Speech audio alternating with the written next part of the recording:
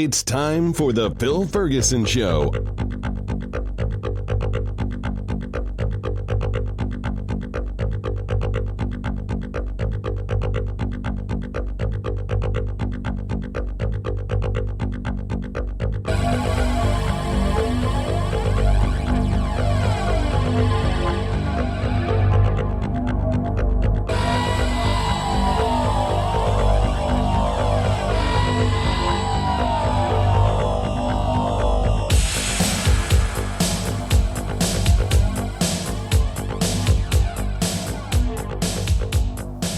Hello, everybody. This is Phil Ferguson, and of course, you are listening to The Phil Ferguson Show.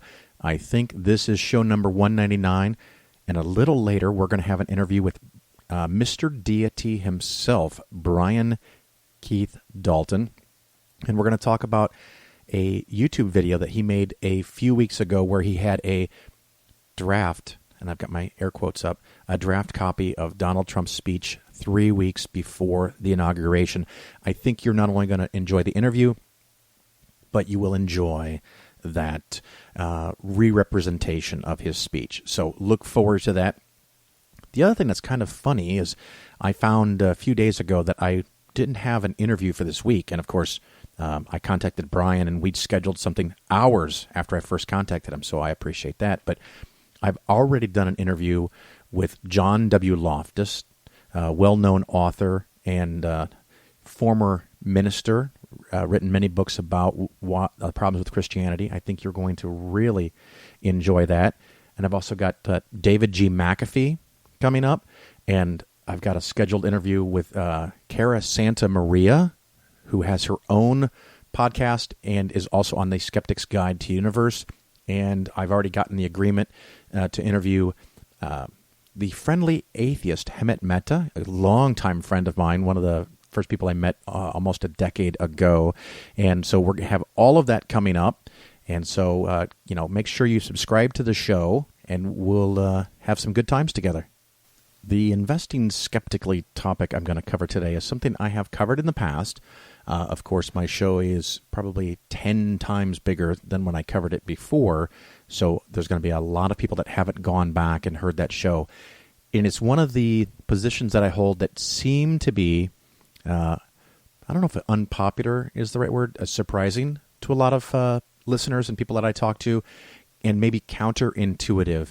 And that is that you should not prepay your home loan.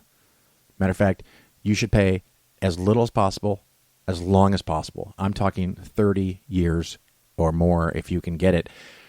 And that is all based on a couple of bits of reality that may change. So if you're listening to this segment in a different year than early 2017, make sure you check to see if anything has changed in reality, because some of these ideas and opinions of mine are less or more valuable depending on the mathematical realities of your situation. So today, when you can get a home loan of 4%, and keep in mind, if you already have a home loan and you're paying materially more than 4%, you should give serious consideration to refinancing your home. So here's a couple things that I'm going to do to examine this, look at this different ways. I'm going to look at a house, or a loan at least, that's $200,000.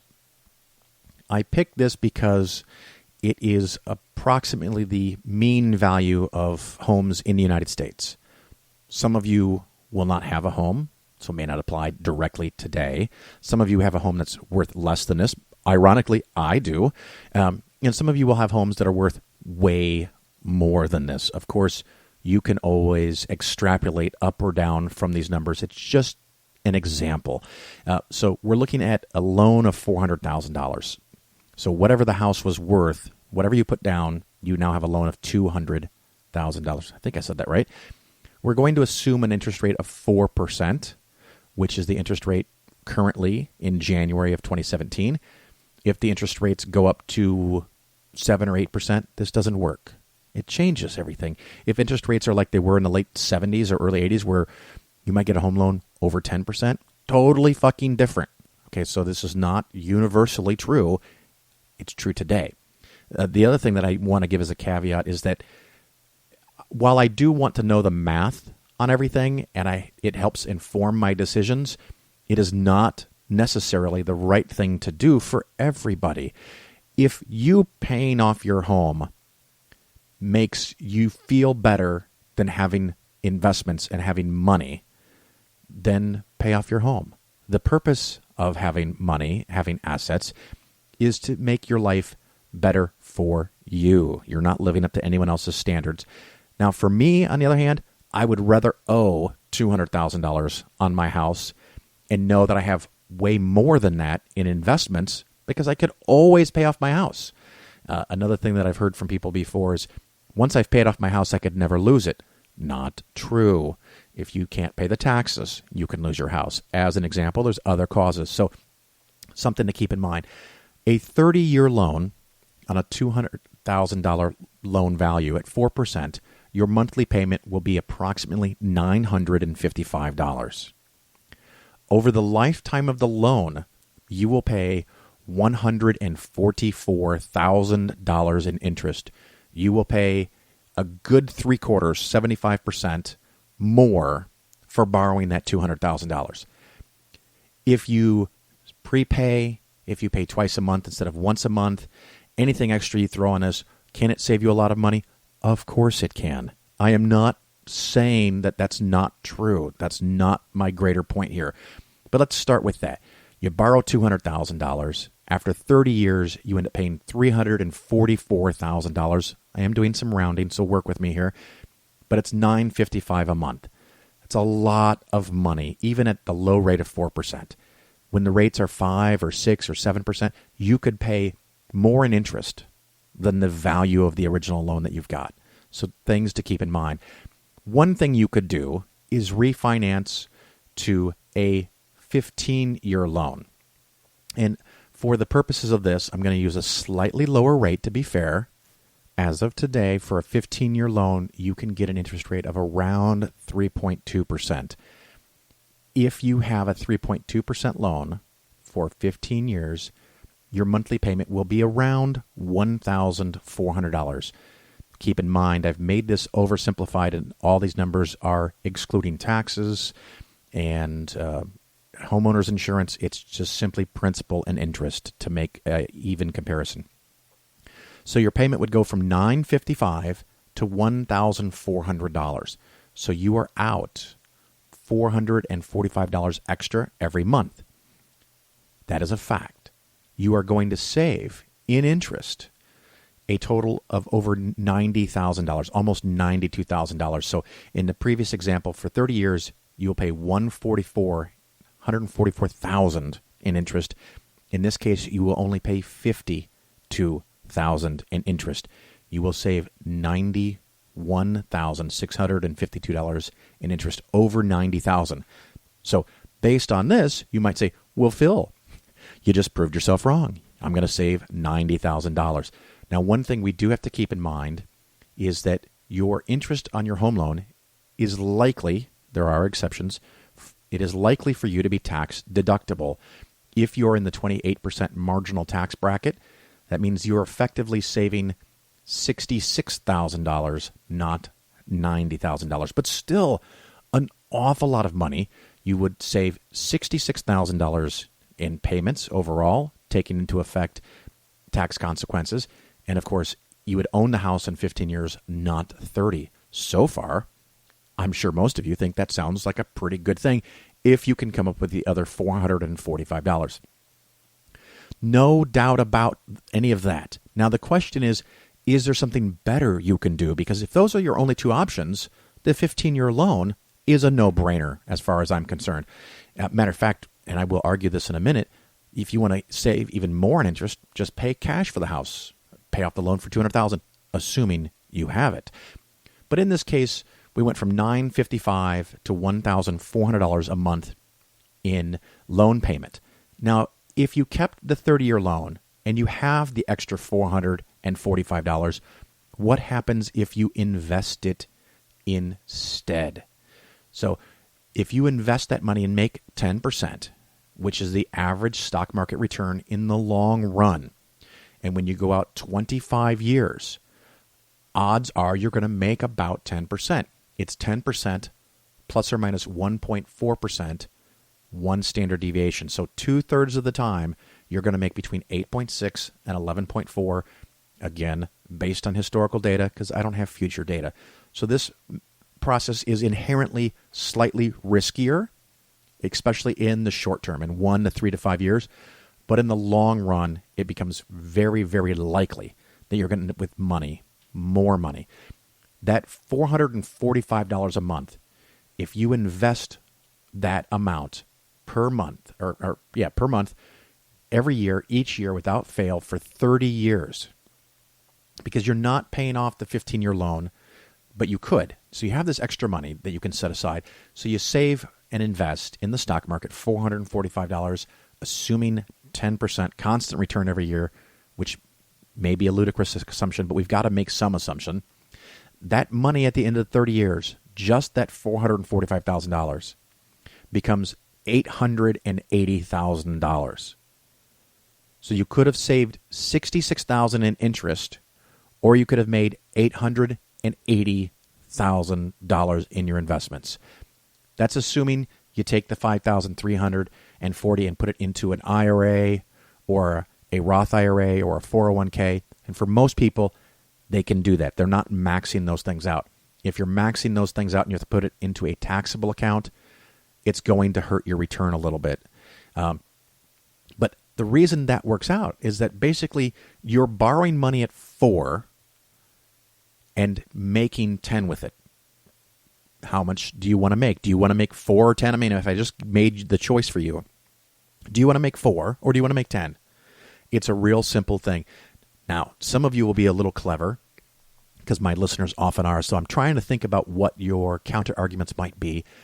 If you did do the 15% or 15-year loan, once the 15 years are over, you have no house payment, and the entire $1,400 you could save, way more than the $445. Again, absolutely correct. So I ran that up, and that would be worth about $530,000. So if you saved nothing and then saved $16,800 or $1,400 a month, at the end of 15 years, you could have $533,000.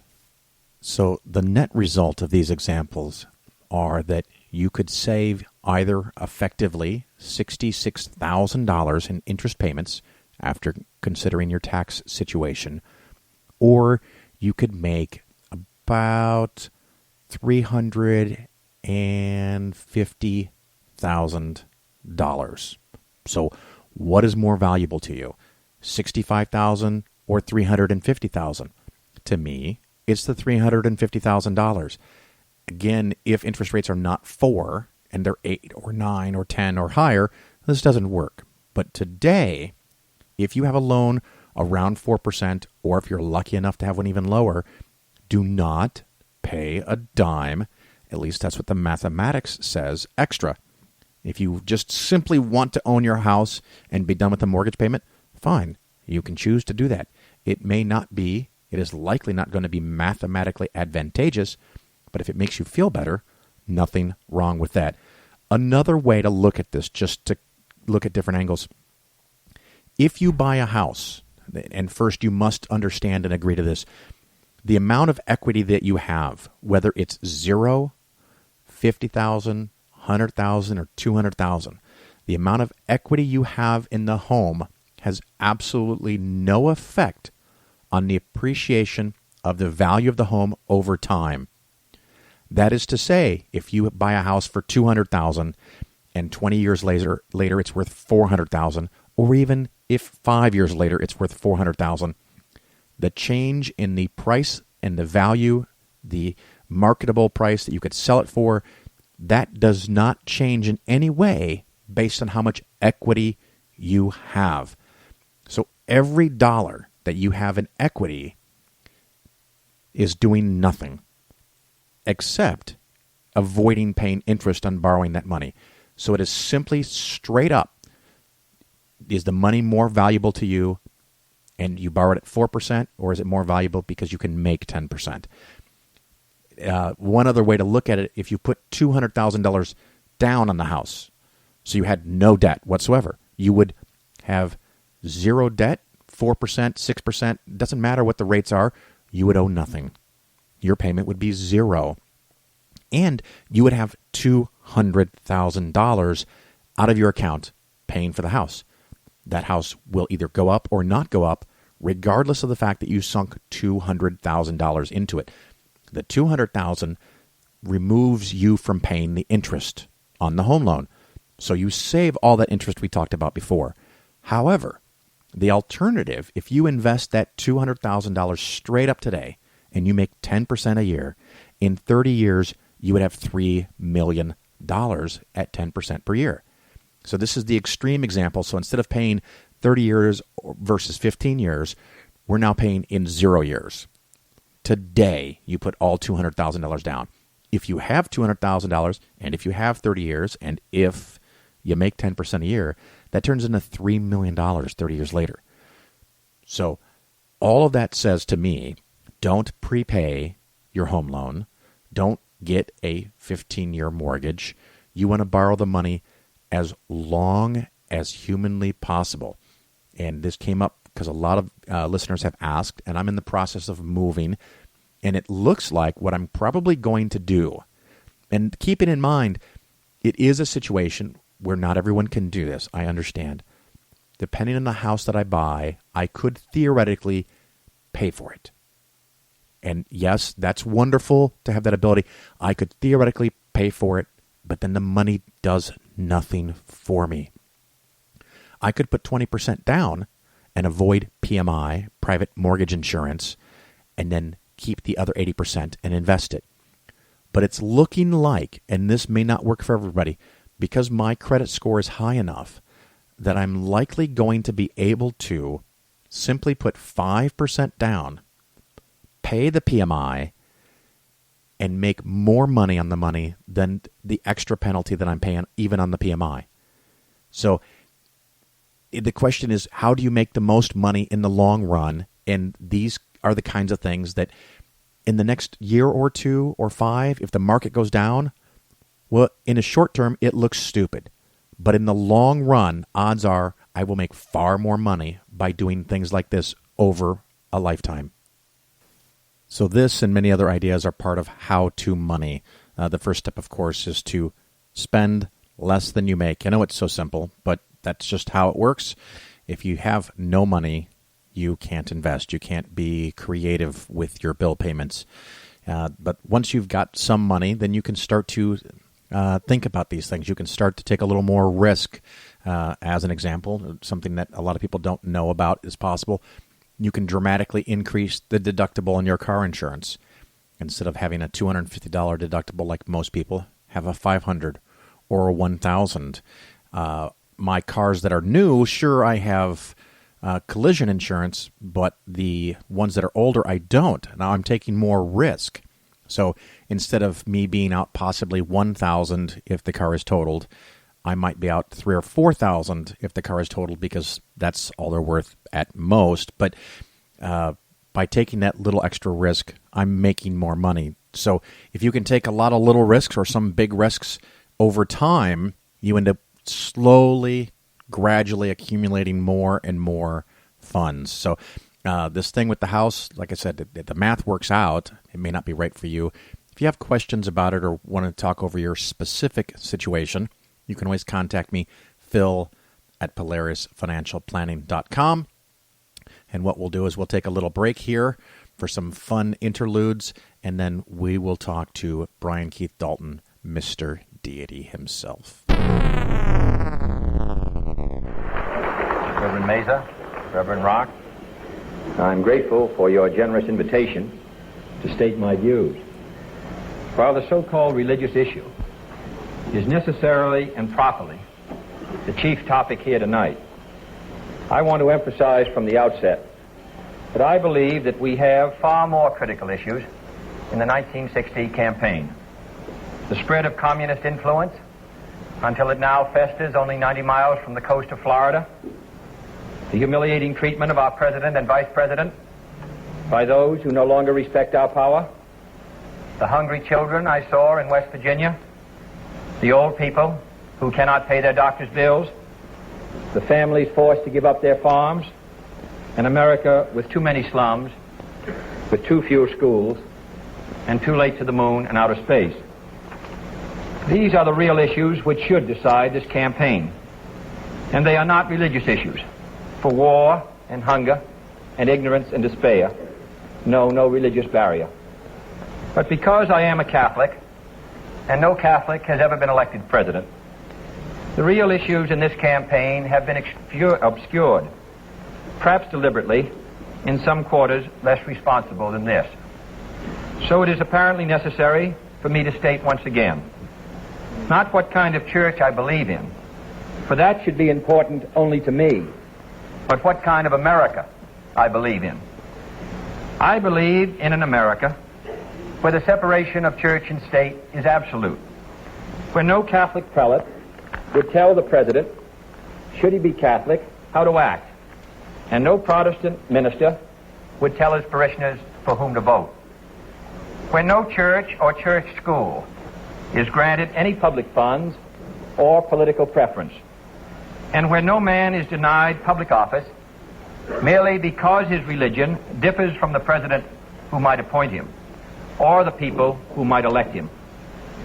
I believe in an America that is officially neither Catholic, Protestant, nor Jewish, where no public official either requests or accepts instructions on public policy from the Pope, the National Council of Churches, or any other ecclesiastical source, where no religious body seeks to impose its will, directly or indirectly, upon the general populace or the public acts of its officials, and where religious liberty is so indivisible that an act against one church is treated as an act against all.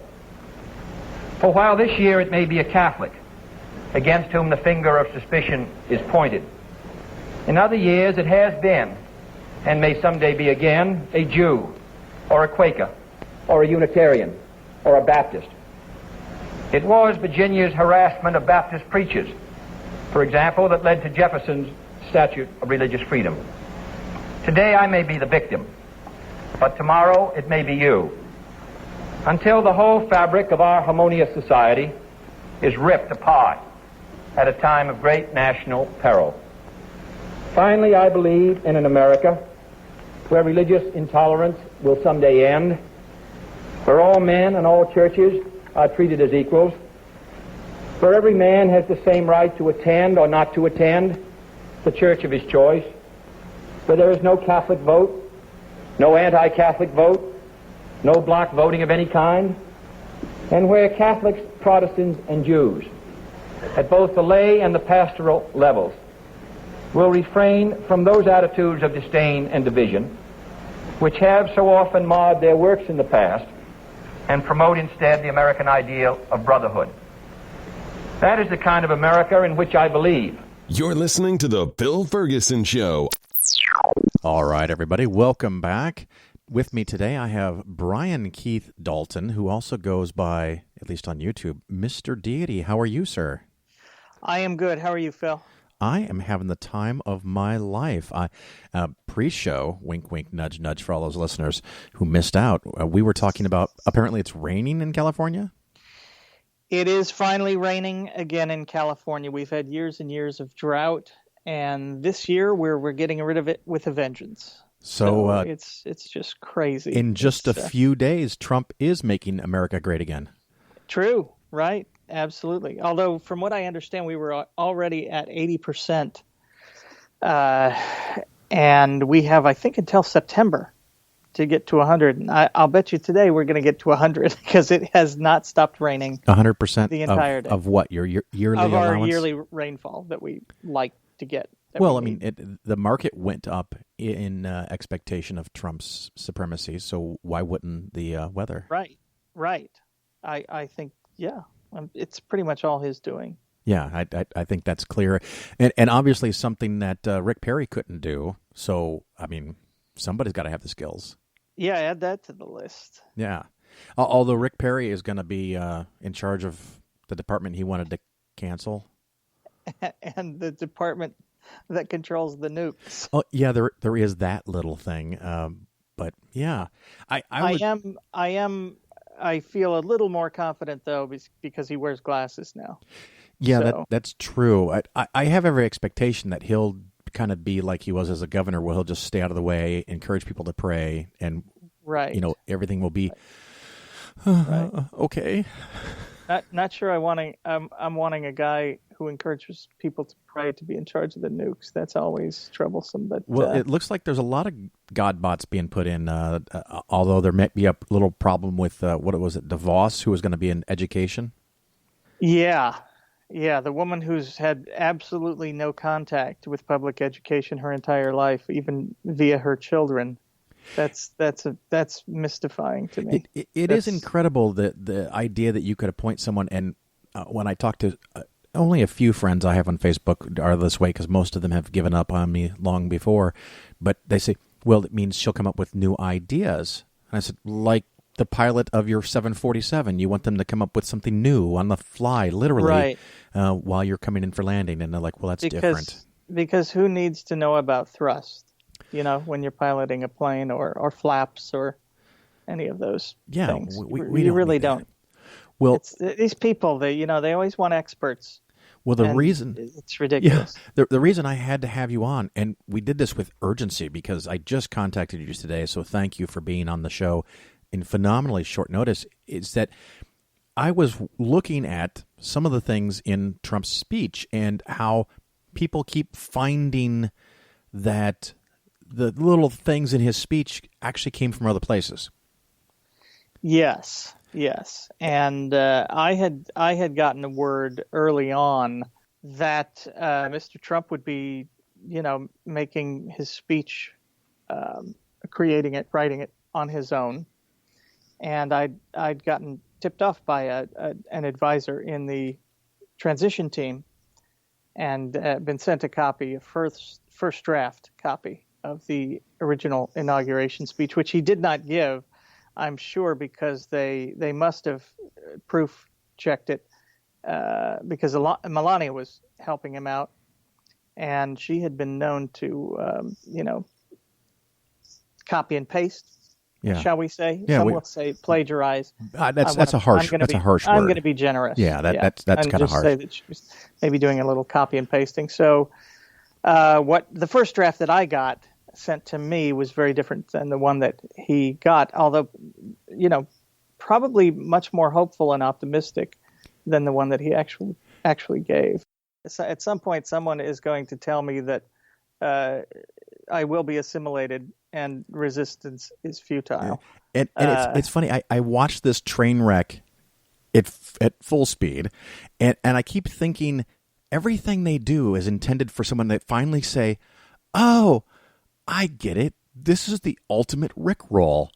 Let's take a break, me and you, for a couple of minutes, and we're going to listen to this clip and let the listeners see if they notice how they very carefully took little parts that might be familiar and slipped them in occasionally on Donald Trump's speech. You ready? Yes. All right, well, here we go.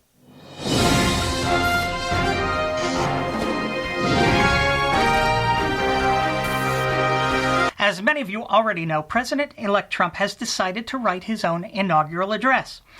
As it happens, yesterday I received from a fan of this show who works on the Trump transition team Mr. Trump's first draft of that inaugural address, which I'm told was co-written by his lovely wife, Melania. So without further ado, here's a sampling of what we might be hearing from then President Trump in just a few short weeks. My fellow Americans, lend me your ears. When I was elected on November 8th, a date which will live in infamy, it was the best of times, it was the worst of times. But today, I consider myself the luckiest man on the face of the earth. I look at you and a sense of wonder takes me. I have nothing to offer but blood, toil, tears, and sweat. But I do know that if we do not succeed, we run the risk of failure. They say a fool and his money are soon elected, but old soldiers never die. So I say, ask not what your country can do for you, because the only thing we have to fear is the military-industrial complex. Whatever the cost may be, we shall fight on the beaches, we shall fight on the landing grounds. With malice toward none, with charity for all. I say, give me liberty or give me death. But from where the sun now stands, I will fight no more forever. So open this gate, Mr. Gorbachev, tear down this wall. Because I have a dream, an impossible dream. I like big butts, and I cannot lie, but I did not have sexual relations with that woman. I'm Spartacus. I'm not a crook, and you're no Jack Kennedy. You're going to need a bigger boat because the Eagle has landed, and this is one small step for man. Duty, honor, country. I love this country. And love means never having to say you're sorry. So beware the jub-jub bird and shun the frumious bandersnatch, because the world will little note nor long remember what we say here today, despite the fact that we choose to go to the moon in this decade. Blessed is he who, in the name of charity and goodwill, shepherds the weak through the valley of darkness, for he is truly his brother's keeper and the finder of lost children.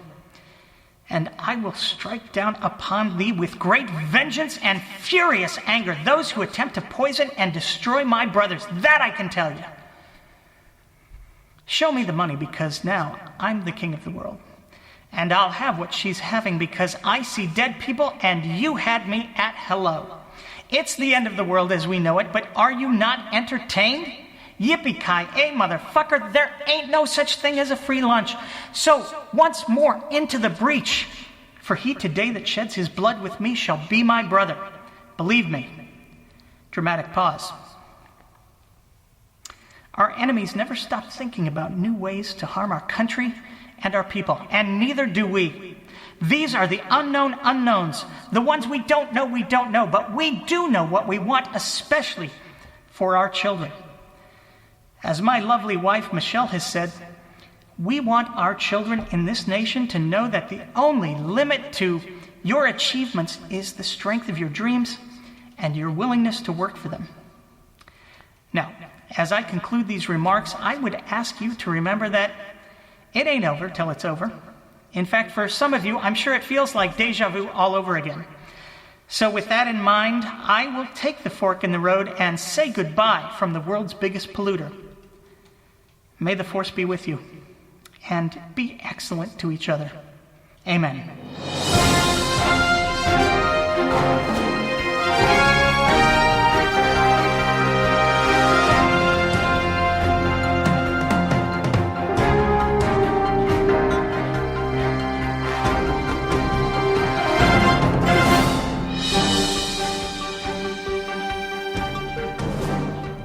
That was very interesting. I think I recognized a couple of pieces in there. Yeah, I did too when I initially took a look at it. And so I thought, well, this would be interesting. I'm going to share this with my viewers. And see if they can pick out anything. Absolutely. Well, speaking of viewers, what does that mean? Viewing you where? Because there might be one or two of my listeners who don't know who you are. How can they see your work? On YouTube, the channel is Mr. Deity, MrDeity. Just look up Mr. Deity, MR.Deity, and you'll find a whole host of. I don't know how many videos I have now. It's got to be quite a few, because I'm now at the 10-year mark. I've officially been doing this for 10 years, which seems insane to me. And I appreciate you spelling it, because I'm one of those people, I can't spell, and I've tried. I get you. I can't. You. So deity, I actually have to think really hard. Is it E-I or I-E? And matter of fact, I have the same problem with Keith. Yeah, a lot of people go to mr-deity, which is a whole other thing. If you want to lose some weight, I hear that's a pretty good site. But if you're looking at religion and satire and maybe a little political commentary, Mr. Deity is the place to go. Now, you don't have one show on your channel. You have a couple of different motifs, I guess. Yeah, I have 4 or 5 things that I do. I do Mr. Deity. I do The Way of the Mister, which was my initial response to Kirk Cameron and Ray Comfort's Way of the Master.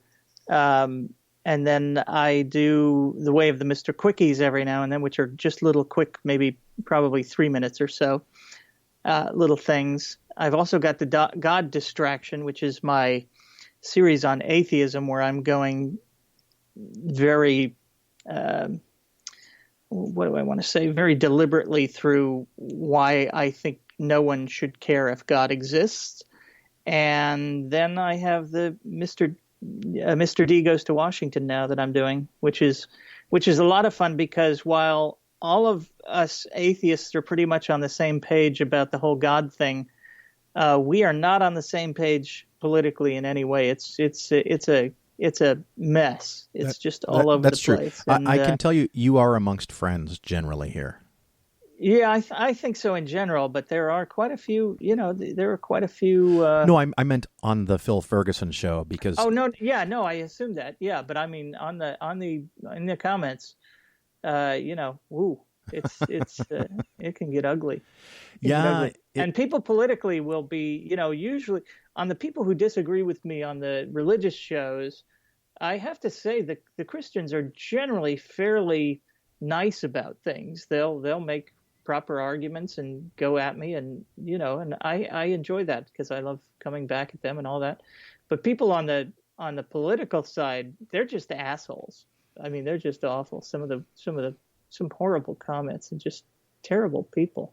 Yeah, but, I saw them. In that way, I got to hand it to the Christians. They're or the religious. They're trying to be an exemplar of their Lord and Savior, and I guess that helps sometimes. Well, I had a thing that I'm going to talk a little bit about in detail later in the show after we stop occupying your time, but the new spokesperson for the administration, Mr. Spicer, I think is his name. Yes. He came out and gave a list of facts to support Donald Trump's claim of 1 million plus people, and why it was bigger than Obama's inauguration, and just one falsehood after another. And I was trying to explain this to somebody, and so I sat down and went through his presentation line by line, and why virtually everything he said was false. And I put it up, and right away I get someone showing me a picture and saying, "Look at this picture. Look at all those people. Are you saying that those people weren't there?" I'm like, "No, that's not what I'm saying at all. Where did you get that idea? I'm saying that there are less people." So it's a very interesting world we live in. Yeah, well, Kellyanne Conway, what did she say today? That they were presenting alternate facts? I think it was alternative facts. Alternative facts. Yes, yeah. Alternative facts. And, one of my favorite books, I think it was the book I read in high school, and I mean that almost literally, 1984. Right. Where they would go change history, and he is a master at that, apparently. And, yeah, I think I read that in 11th grade. That was part of the curriculum that year. Yeah, alternate facts, which I didn't even know those existed. I guess creationism could be an alternate fact. Well, yeah, and you know what they say? What is it? All facts are equal, but some are better than others, or something like that? I think there is. Yeah, there's a phrase like that somewhere. Yeah. I couldn't tell you who said it, but it does sound Trumpian. I gotta tell you. Or 4 facts good, 2 facts better. I'm not. Anyway. Yeah. So you've got this YouTube channel. You've been doing it forever, and of course, how I know you originally, and I think it was your first series that you put on YouTube, was the Mr. Show, Mr. Deity. Yes. Yep. That's it. And I think I share with you the dream that someday hits mainstream something media, NBC. Yeah, I don't have any hope at this point. It's been a while. I mean, maybe in 20 years or something, I'll be too old to do it, but someone could take it over and have some fun with it. TV or the people at Netflix and Amazon have been doing some very good and different types of TV shows. Maybe you could hook up with them somehow. Yeah, well, I have been talking with one person about maybe doing a Mr. Deity movie again, so that could possibly work out as well. Who knows? I at this point I kind of feel like it's not run its course, because there's still a lot that we've got to do in terms of, I mean, the source material there, we haven't even come close to getting through it. And do you think a multi-million-dollar contract would re-energize your motivation? It really would. Yeah. Yeah. That would help a lot. Yeah, that you're willing or to, or even just doing if we could just do a proper film version of it. We have a great idea. There's fun when we were after the first season of the show. We got all kinds of offers from various companies. One of them was Mosaic, who does a lot of the big comedies with some of the big people, Will Ferrell, Justin Bateman, all that kind of those people. And we actually came up with what I thought was a really good movie idea. Of course, they weren't going to cast any of us at the time because we were nobody, and you got to have names. And that was one of the reasons we ended up going with Sony, because I felt like my crew deserved a chance to maybe do something. And Sony was talking very big about doing maybe a TV show and stuff like that. So we went with Sony. That didn't work out as I had hoped, but we still had this great movie idea, and I would love to do it at some point, and we'll see if we can get that made. I do have a producer who's interested, and we're talking about it, and we'll see where that goes. That's kind of the Hollywood thing. Yeah, let's get back together and we'll make this happen. Yeah. Well, it's one thing that the listeners, if they don't know, go check out Mr. Deity, and often, if not always, the episodes have a title like Mr. Deity and the. Almost all of them do. I think there's only one or two that doesn't have and the blah blah blah. And you know what my favorite one is? What? Just guess. A lot of people love that very first one, Mr. Deity and the Evil. Well, that is good. I was thinking of Mr. Deity and the Root. I see. Okay, yes, because I'm just remembering that was yours. You were in that. You know what? You're right. Yeah, I'd almost forgotten that.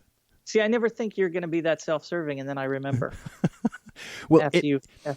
And it's funny because people I run into that have seen your show and have seen my episode and then run into me.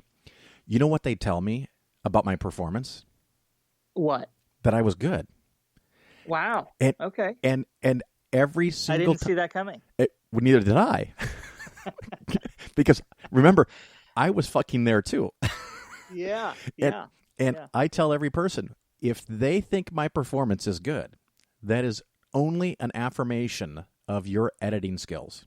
Editing is everything, I got to tell you. It's just amazing what you can do. It's very impressive. I almost came home despondent at my inability. I mean, I can stand on a stage in front of 1,000 people, and they could have a giant roulette wheel of topics, and it lands on something, and I've got to make something up around that topic.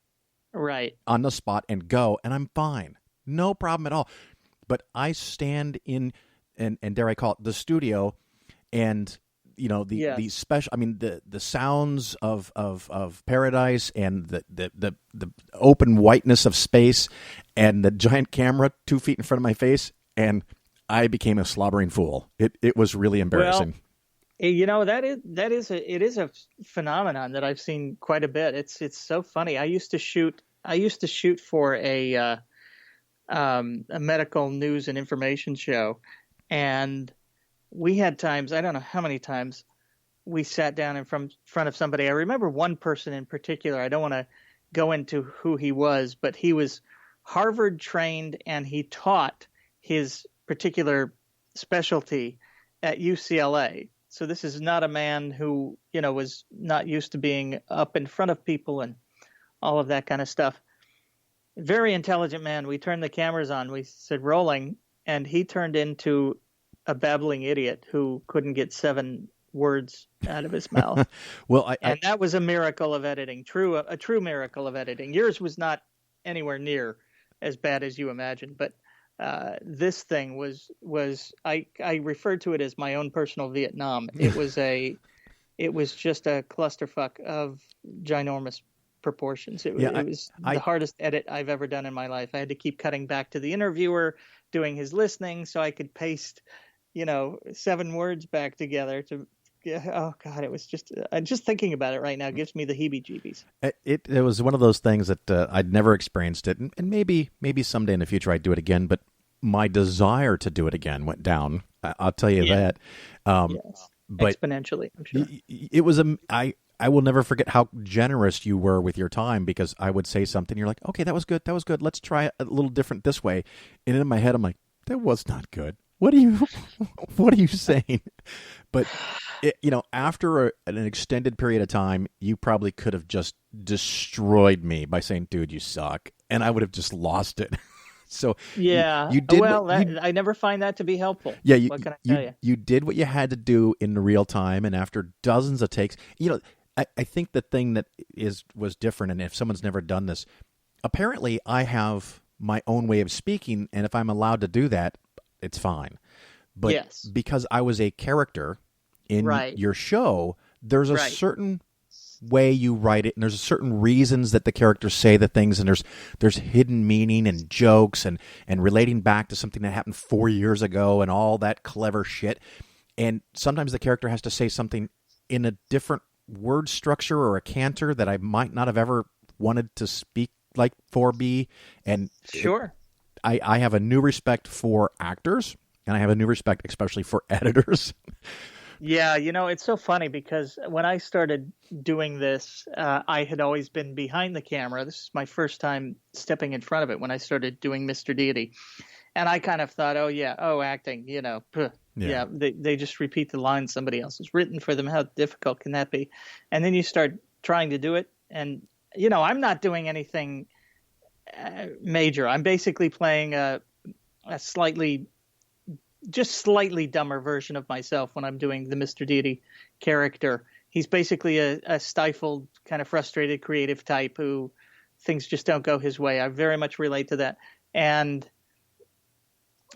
it's a lot of effort to, the focus that you need to do it well is pretty difficult. Even, I got to tell you this, even some of the stuff I do, like on my Way of the Mister and stuff like that, even reading from a prompter, for, doing a 2-minute take in front of a prompter where you have to be performing. It's a performance. You want to hit certain words, you want to make certain points, or maybe there's a joke in it that you're trying to nail. That kind of stuff is exhausting, and I don't think people appreciate how difficult it is until they start doing it. And of course, it's not just difficult in and of itself, but then attempt to put in like very subtle or powerful emotions, and then try to do that while you're walking. Yeah, I just had to stand there, and I had a hard time with it. Yeah, I know. I mean, there's a lot to it. I mean, some of these people, the things that they can do. When you look at what Meryl Streep or Bobby De Niro can do. He asked me to call him Bobby, by the way. Yeah. I heard from Trump that they're both nobodies, by the way. They're hacks. They're overrated. Yeah. These people, really, just wow.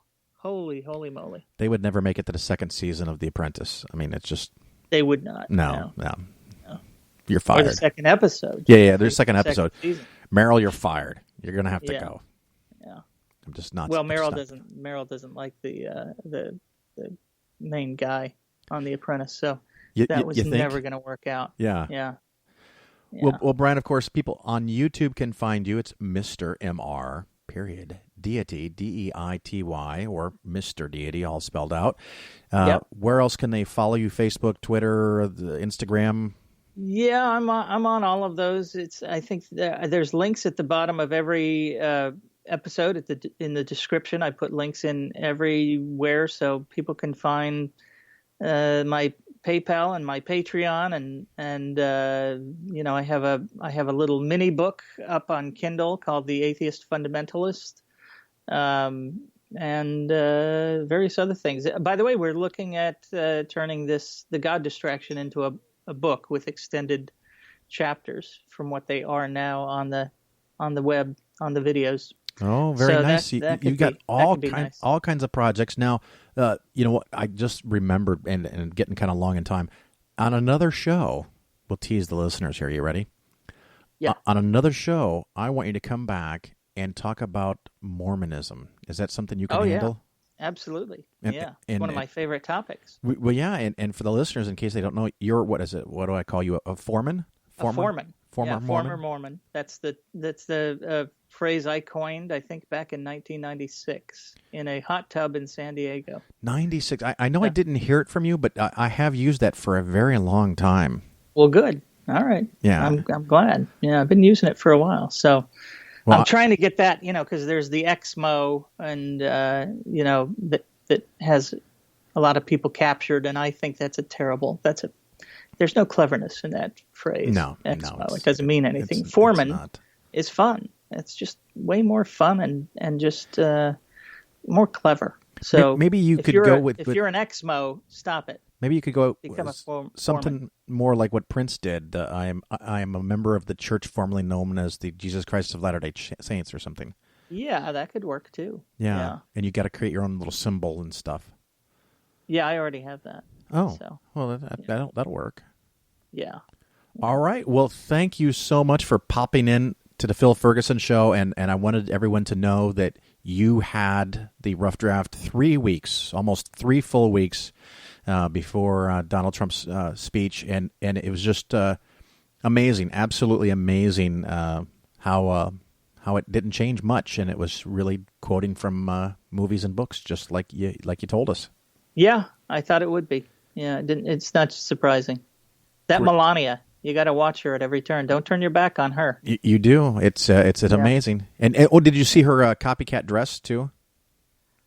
I tried to avoid all video and audio and everything of the inauguration. It turns out it's not sour grapes. It's just I like to I hate throwing up. It turns out that her dress is a very, very close likeness to a Jackie Kennedy dress. Ah. And at the reception, they had the virtually exact same cake that was made 4 years ago. Yes, I did see that. For Obama. I mean, is there anything original that comes out of any of these people? How could there be? There can't. You're right. I should just stop and find something else to do with my life. Yes. All right. Well, I'll go with you. Whatever you figure out you're doing. Once again, everybody, Brian Keith Dalton. I can't speak. It's not my job or anything. Brian Keith Dalton, the Mr. Deity Show, Mr. Deity. Check it out on YouTube and go and subscribe. And oh God, Brian, we got to circle back here. Patreon, you still doing that? Still doing the Patreon. And tell us how to do that. The people who are helping me make these videos and continue to do it. So, and what is how do they find that? Go to patreon.com and then what? Patreon.com/ I think Mr. Deity without the period, MrDeity. And they should donate what, $15-20 an episode? They should give as much as they possibly can. The old phrase that I heard is don't give till it hurts, give till it feels good. Yeah, I can go either way on that. Yeah.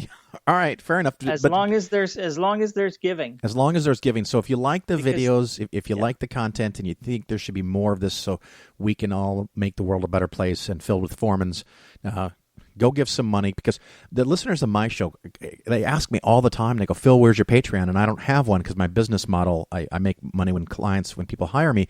But if you don't want to hire me and you do want to give some money, here is an opportunity for my listeners to go and donate to Brian Keith Dalton, Mr. Deity at Patreon. Brian, thank you again for being on the Phil Ferguson Show. I greatly appreciate your time. Thank you for having me. Hey, have a good night. It's been fun. All right, bye. Well, it's been a really interesting debate, and I've loved some of the questions from the floor. I suppose I'm slightly disappointed that Anne Widdecombe in particular should say, "Oh, I knew they'd bring up condoms and child rape and homosexuality." It's a bit like a burglar in court, so you would bring up that burglary and that manslaughter. You never mention the fact I give my father a birthday present. It's Yes, are you getting the message? There is a reason we hammer home these issues, because they matter. They matter to people's hearts and souls. I make no apology to the lady who said this is supposed to be intelligence squared. Why are you being so emotional? We're talking about religion and souls here. I make no apology for being emotional about that subject. I make no apology for apparently not understanding the theology of Thomas Aquinas and Augustine of Hippo. or the Council of Trent, or various other extraordinary conventions that ruled on limbo. Don't tell me there's some magisterial and mystical reason behind limbo that I'm too stupid to understand. That's not good enough. It really isn't.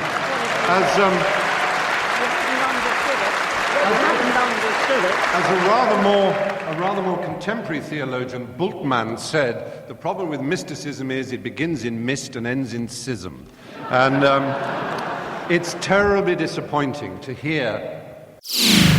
I want to thank you for listening to The Phil Ferguson Show. It is a unique combination of 1/3 finance and 2/3 atheism. The show is number 1 in that category. I want to promote the philosophy of science-based investing. Sadly, most advisors are paid commissions by a big company to sell you investments that underperform. Sometimes they make more money with your money than you do. I think the financial services industry is a lot like religion. They create fear. They provide a solution to that fear.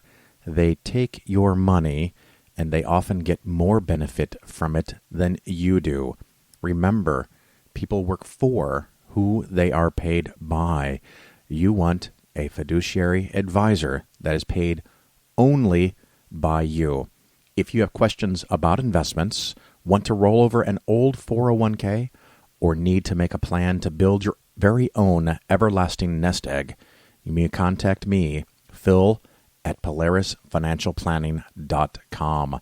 Together, we can protect children from religion, promote a secular worldview, fight the grip religion has on our society, and improve your financial future.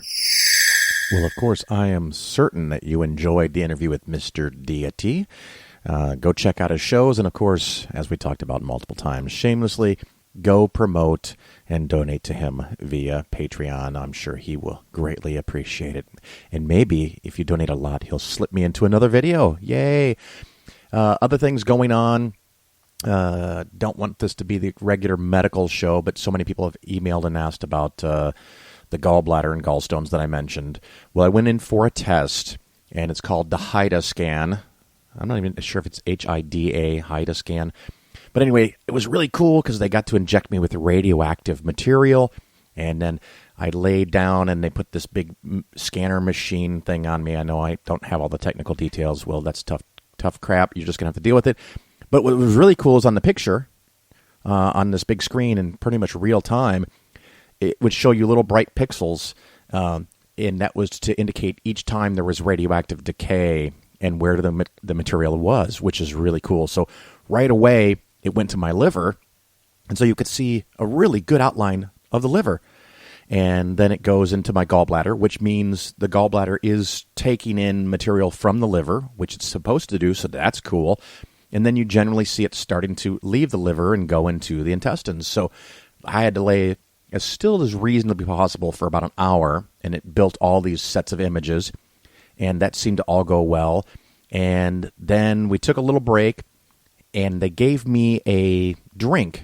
And this is the part I was worried about because it's supposed to be a really high-fat drink that will force the gallbladder to work right there and then. And the lady comes in, and she hands me this drink, and it was an Ensure drink, like an entire meal in a bottle Ensure that you can buy at any grocery store, an Ensure chocolate-flavored drink. And I said, and so you add the fat stuff to that? And she goes, no, this has enough fat. And I go, this has enough fat? And she's like, yeah, it's got sufficient fat to test your gallbladder. And I was like, oh, okay. So I drink the Ensure, I lay back down, and they take some more measurements, and what they then do is they calculate how much of the material has left your gallbladder in a period of time once the fat material is introduced. And I found out a couple days later that my gallbladder is functioning perfectly normally, which is good because they don't have to go take my gallbladder out.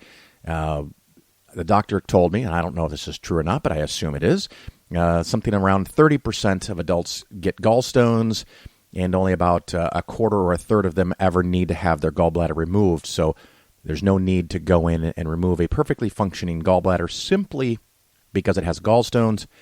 And of course I said, well, what if one gets lodged and gets out and gets somewhere else? And he goes, you will know. So if I get that sudden excruciating pain that has been described as bad or worse, depending on who you are, as childbirth, I should figure that out on my own and report to an emergency room immediately and let them know. So in the meantime, the good news is the gallbladder is fine. It was funny when the lady came back after doing the measurements in the machine to test the gallbladder. She said, did you feel any contractions or pain in the gallbladder? And I said, no. And she's like, really? Well, if that should have caused a problem. And I'm like, you don't understand my diet. That's not high fat content. So gallbladder's good. We still have a mystery to solve, though, so we're going to be working on that. Other fun news we had in our garage the other day, we thought something had died. It turns out that when we bought a new fridge a few weeks back, all part of this preparation to make our house nice for someone else to buy, because we're going to move closer to Chicago, the old refrigerator went to the garage, and it happened to have 5 pounds of chicken in it, and it died. So good thing that we bought a new fridge. Now we've got a dead refrigerator, and of course 5 pounds of thawed chicken, which apparently, given enough time, stinks quite badly. So we're trying to figure out what to do with that, and thankfully in a day or two it's going to go below freezing, so we will be able to put it outside in the trash cans without attracting all kinds of animals who want to rip open the trash cans and eat the unthawed chicken. So good fun there. Also on the podcast, it turns out that something went wrong with the feed, and it looks like it may have been as simple as the image that is used for the podcast. Part of the moving the podcast over, everything got moved except for the really high-def image that iTunes requires to be able to have a show show up on their platform. So it looked like it worked for about a week or so, maybe 2, and then it stopped working. So we're in the process of fixing that. By we, I mean me and my really, really genius IT person. So hopefully if you're listening to the show, you're either not on iTunes or iTunes has been fixed. This is 199. But if you're on iTunes, iPhone, iPad, iPod Touch, whatever, iPad Touch, any of those things, you may suddenly get 2, 3, or even 4 shows that download. It's probably not because you skipped them or already listened to them and forgot. It may be that you didn't see any shows for a few weeks. So hopefully it's all fixed, fingers crossed. Of course, you can let me know if you still have problems, because that's part of how I figured this out. One of my clients and listeners informed me that it wasn't working correctly. So that's one of the ways we figured it out. But thankfully on iTunes, we have another new review from RB John. I have now caught up on and listened to all of your shows. I'm honored by that, but I'm also kind of shocked because there's now a lot of shows in an hour apiece. That's a lot of time. So thank you, RB John, for doing that. He goes on, approaching my own retirement in 5 years or so, you have helped me tremendously on making smarter financial choices. And the fact that you discuss secular and atheist topics is a high 5+. Keep it up. So thank you for that. And thank you, everyone, for listening. And hopefully, if the feed is all now copacetic and fixed, what you can do for me as a favor is share the show with a friend. Tell somebody that you know, because there are very few shows that have financial and atheistic stuff together. I'm the only one to my knowledge. And of course, we have a nice guest every week. And I mentioned some of those earlier on who are coming up. But we have Kara Santa Maria, Hemet Mehta, and many others that are already either scheduled or tentative. I don't want to get ahead of myself, but a lot of good interviews coming up, and hopefully some clever financial topics. That's the hard part for me, is coming up with that and doing the math on those. But thank you again for listening, and we'll see you soon. Ciao.